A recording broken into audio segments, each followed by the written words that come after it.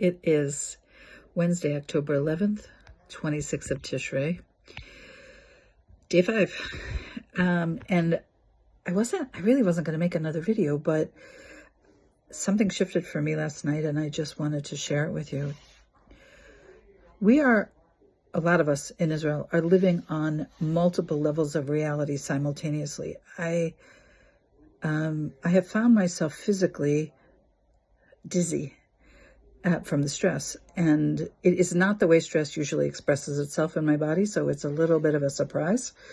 But nevertheless, I'm definitely dealing with frequent bouts of lightheadedness, dizziness, which I know is the stress.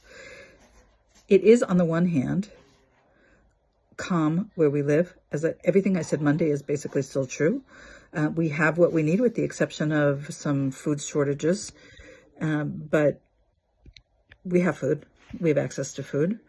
I have had, in the last couple of days, 4 different offers to shelter in homes in America, should we decide to leave Israel. And they have come from unusual places. Well, one of them came from my sister, but the others come from people who I haven't seen in decades, or I never met.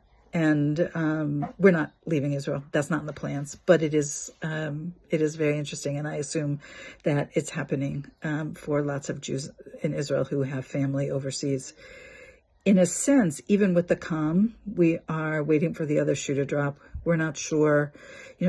There's a famous book, well, it's famous to me because I heard of it, by Dara Horn called People of Dead Jews. And she talks about that concept. So right now, while the news is reporting a lot about dead Jews, we're getting a lot of support. And unprecedented, to me, it feels like an unprecedented amount of support. But we don't know what's going to happen when, with world opinion and with that kind of level of support, when Israel starts responding with great aggression, which I hope and pray that we do, to wipe out the enemies, the animal enemies that are on our borders. So last night, for the first time, I allowed myself to listen to some very detailed reporting of the massacre that happened on Shabbat. I certainly knew a lot of it, but I didn't know everything.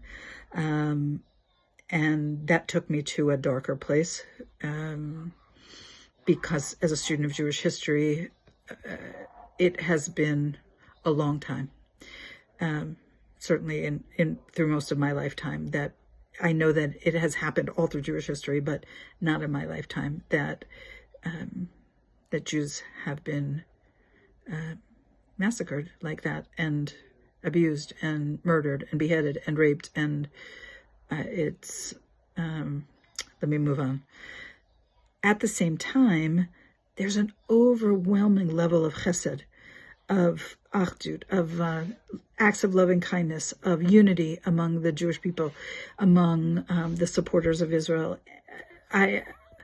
All day long, my phone pings. Every time I put my phone down, I pick it up and there's 50, 60, 70 new messages. It is impossible to keep up with everything, but my phone is a window into the goodness of people, that how people are responding. It's truly overwhelming. And I said multiple levels of emotion, and spiritually, processing this spiritually, I understand that Hashem has unloaded a massive barrage of din, of judgment on the Jewish people. And my hope and prayer is that it's like ripping off the Band-Aid quickly, so that we can get through all of that and get to the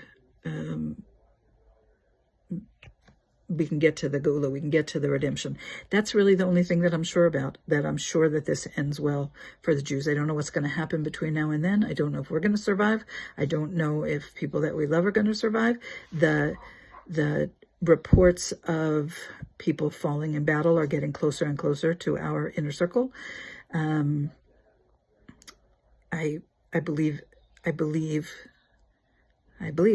and I know that ultimately ultimately this is going to end well for the Jews and for all people who are good, decent people around the world and who love God. And that is the promise that I hold on to.